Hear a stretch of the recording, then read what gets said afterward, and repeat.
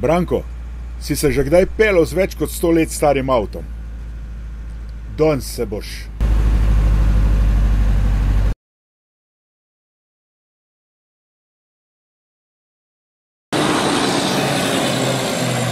Lepo je videti več kot 100 let star avtomobil, ki se pelje po cesti. Ampak če je to Ford T, zadeva sploh ni enostavna. Takšen avtomobil je treba znati peljati in Janiju Stepanu iz Črnomlja gre to opravilo odlično od rok in nog.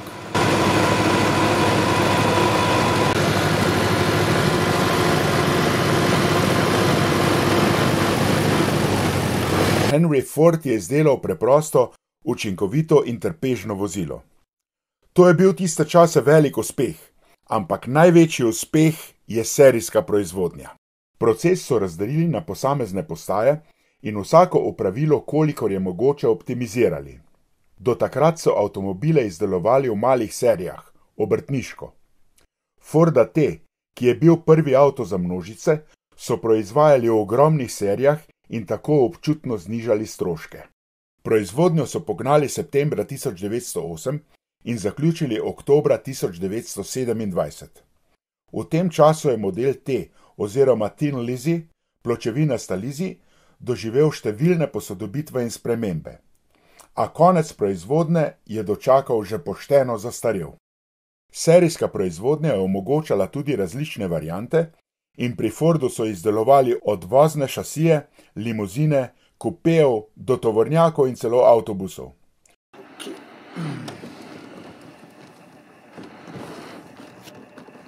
Torej, pri Fordu to je malo mečken drugačno zadevo, kot pri trenutno modernih avtomobilih. In sicer prvo, Ford nima bencinske črpalke, ampak ima prosti pad benzina, zato imamo tukaj, da reguliramo pretok benzina v šalčki. Če boš premalo benzina, pa gre v hrib, moraš iti v rikverc, zaradi tega, ker ti da prosti pad še vedno deluje. Tukaj imamo zadevo, katera ima več funkcij, in sicer je ročna, tole je ler, potem pa, ko smo v leru, pa ko je avtomobil prižgan, pritisnemo pedalo in ga držimo, ko držimo pedalo, smo v prvi, ko spustimo do konca, tole je ročno, pa spustimo ta pedal, ki je za prvo brzino, prešalta v drugo brzino.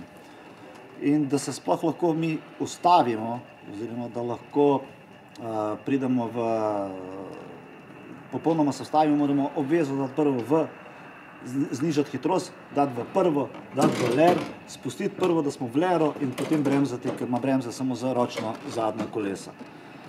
Ta sredinski pedal, kateri je isto v leru, je rikverc, je, se pravi, predstava za nazaj, držimo, vedno moramo držati, ko ga spustimo, gre ven iz predstave. Desna je pa praktično zavora, katera bi lahko rekel motor zavira, da se tudi ustaviš. Se pravi, če gremo, naprimer, smo ponovadi, vedno, ko smo na cesti, smo vedno v drugi, in če želimo se nekaj staviti, moramo prvo, se pravi, postopek dati v prvo, moramo dati v ler, moramo spustiti, bremzati in tudi z motorno, da se vstavimo. Z ročico levo od volana nastavljamo kot predvžiga. T nima plinskega pedala, ampak ročni plin. Takole pa trobimo. Lahko ga vžgemo s kurblom, toda to zna biti zelo boleče.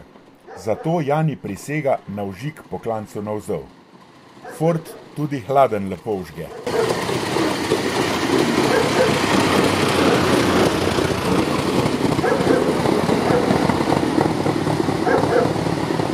Vzvratno se je pripeljal pome in veselje se je začelo.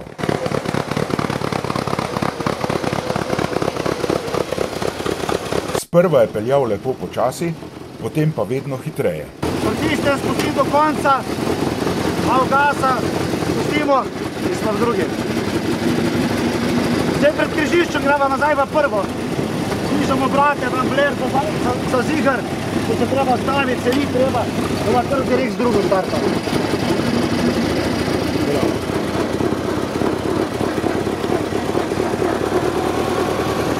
Več benzina sva imela.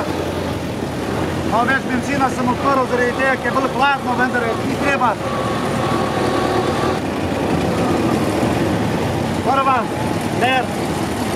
bremzamo. Gremo naprej.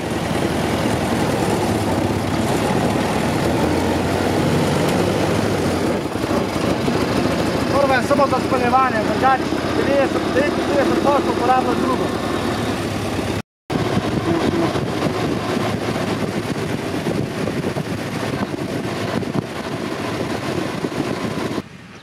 Ford T izjemno lepo pelje po makadamu, saj so ga za takšne ceste izdelali.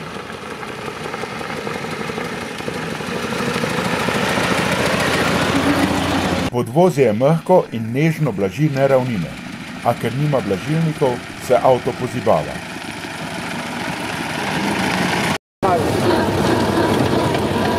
No, in smo spet na asfaltu. Jani me je vprašal, če si že upam poskusiti.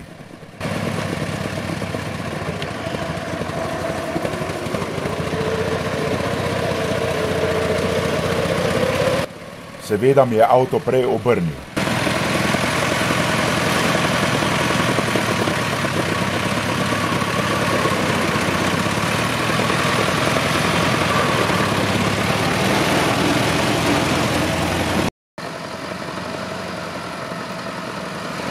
Enkrat mi je vmes ugasnil, a za silo sem se le peljal.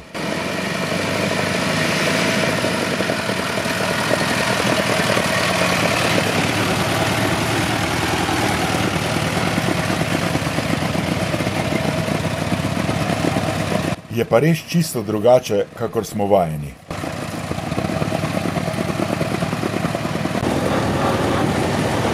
In seveda s takim avtom greš prvo, kaj greš boštarijo, ne? Če se...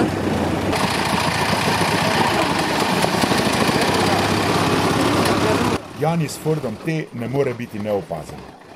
Ko sva zavila na kavo, je najprej moral kratek krog peljati v štirko. Je bila pa zato kava na račun hiše.